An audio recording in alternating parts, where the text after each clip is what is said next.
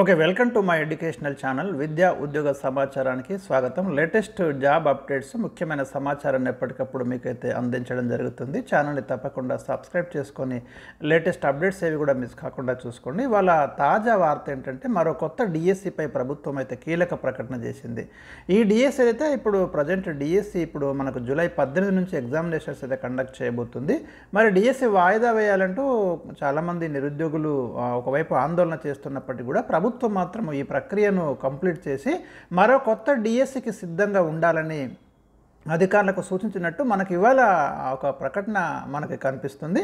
తెలంగాణ నిరుద్యోగులకి రేవంత్ సర్కారు మరో గుడ్ న్యూస్ చెప్పిందంటూ ఒక వార్త మనకు కనిపిస్తుంది. త్వరలోనే మరో డిఎస్సి నోటిఫికేషన్ వేయబోతున్నట్లు ఉప ముఖ్యమంత్రి బట్టి విక్రమార్క మరి చెప్పడం అయితే జరిగింది. కాబట్టి నిరుద్యోగులు మరో డిఎస్సి కోసం సిద్ధంగా ఉండవచ్చు. ఇక రాబోయే డిఎస్సిలో మనకు 5 నుంచి 6,000 పోస్టులు ఉండొచ్చు అని చూచాయిగా చెప్పడం జరిగింది. ఇప్పటికే 11,062 పోస్టులు భర్తీ చేయడంతో పాటు మిగిలిన ఖాళీలకు కూడా బహుశా ఈ జాబ్ క్యాలెండర్లో ఈ డిఎస్సి పోస్టుల ప్రకటన ఉండొచ్చు అని అయితే ఎక్స్పెక్ట్ చేస్తున్నారు. రానున్న అసెంబ్లీ సమావేశాల్లో జాబ్ క్యాలెండర్కి చట్టబద్ధత కల్పించి అందులో మరి చాలా రకాల పోస్టులను అయితే మరి దాదాపు 18,000 పోస్టులతో జాబ్ క్యాలెండర్ రిలీజ్ చేసే అవకాశాలు ఉన్నాయి.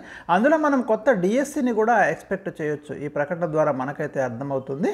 ఇందులో భాగంగానే జాబ్ క్యాలెండర్ విడుదల చేసి ప్రభుత్వ శాఖల్లోని అన్ని ఖాళీలను భర్తీ చేస్తామన్నారు.